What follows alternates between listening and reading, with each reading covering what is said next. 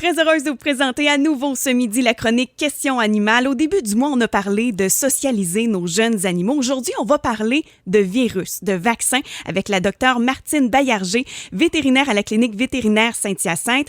Avec la COVID, on parle plus que jamais de l'importance de la vaccination. Mais en dehors d'une piqûre, là, c'est quoi exactement un vaccin, Martine? Bien, contrairement aux parasites et aux bactéries qu'on peut détruire avec des médicaments, les virus, eux, doivent être détruits par notre système immunitaire, qui sont en fait nos petits soldats dans le sang.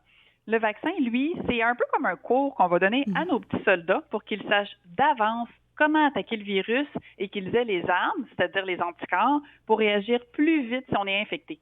Moi, par exemple, mes animaux sont vaccinés, là, mais pourquoi est-ce qu'on doit les vacciner souvent, même si ça a été fait une fois? C'est à cause que les petits soldats peuvent oublier dans le temps ce qu'ils ont appris durant ce fameux cours et ça leur rafraîchit la mémoire. C'est l'importance des rappels annuels. Il faut penser qu'une année pour nous équivaut à environ 7 années dans la vie de notre animal. C'est pour ça que chez les animaux, les rappels doivent être faits plus fréquemment. C'est vrai. Par exemple, moi, mon chat, mon beau Pablo, ne va pas à l'extérieur, mais est-ce que je dois continuer à le vacciner quand même? Oui, c'est important, Okay. à cause que même en étant dans la maison, avec un simple contact à travers le moustiquaire avec un chat d'extérieur, où il y a beaucoup de chats d'intérieur qui ne vont pas dehors, sauf les 2 fois dans l'année où ils vont se sauver, et souvent ils vont revenir justement avec ces maladies-là, alors c'est important. Okay. Pour un chat d'intérieur, on va conseiller le vaccin de base qui va inclure l'herpès virus qui fait la rhinotrachéite, le calicivirus dont je vous parlais tantôt qui fait les ulcères dans la gueule, et la panleucopénicilline, qui sont pratiquement recommandés pour tous nos animaux, à cause que ce sont des virus qui sont extrêmement contagieux.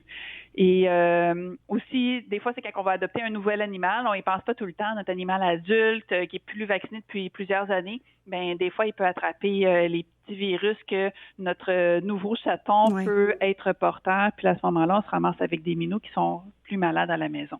Il y a aussi le vaccin contre la leucémie féline qui peut se transmettre à la naissance ou par un contact prolongé avec la salive d'un chat infecté. Il n'y a pas besoin de morsure, c'est un virus pour les chats qui s'aiment. Alors, c'est important aussi notre minou de maison qu'il soit protégé, surtout à l'adoption d'un nouvel animal dont on ne connaît pas le statut. Enfin, il y a le vaccin contre la rage qui est davantage indiqué pour les chats qui vont dehors ou qui ont tendance à fuguer, justement, quand celui-là se transmet juste par morsure. Fait qu'un chat à l'intérieur ne devrait pas l'attraper. Et là, Martine, on a parlé beaucoup des chats, mais qu'est-ce qu'il y en a pour les chiens? Bien, pour les chiens, il y a le vaccin de base qui est contre les maladies qui sont très contagieuses et mortelles, comme le parvovirus dont on a parlé tantôt. Il y a aussi le distemper, l'hépatite et le para-influenza. Et ce vaccin-là est conseillé pour pas mal tous les chiens. Selon leurs activités et leur environnement, qu'est-ce qu'ils font à l'extérieur, est-ce qu'ils sont plus en parc à chiens, en boisé, en campagne, bord de l'eau. Mais nos pitous peuvent aussi avoir besoin du vaccin contre la rage, contre la toux de chenille, qu'on appelle aussi le bordetella, ou contre la leptospirose, qui est transmise par l'urine des ratons laveurs, des moufettes, des rongeurs. Puis enfin, contre la lyme, qui est transmise par les tiques, dont on entend pas mal parler, là.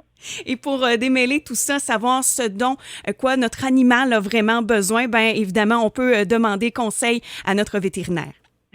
Exactement, Marie-Pierre. C'est une très bonne source d'information. Oui. D'ailleurs, si nos auditeurs ont des questions, je les invite à venir nous rencontrer à la clinique vétérinaire Saint-Hyacinthe au 3380 avenue Cusson ou simplement nous les envoyer via notre site web cvsh.ca ou encore via notre page Facebook. Merci beaucoup, Marie-Pierre. Merci. À bientôt. À bientôt.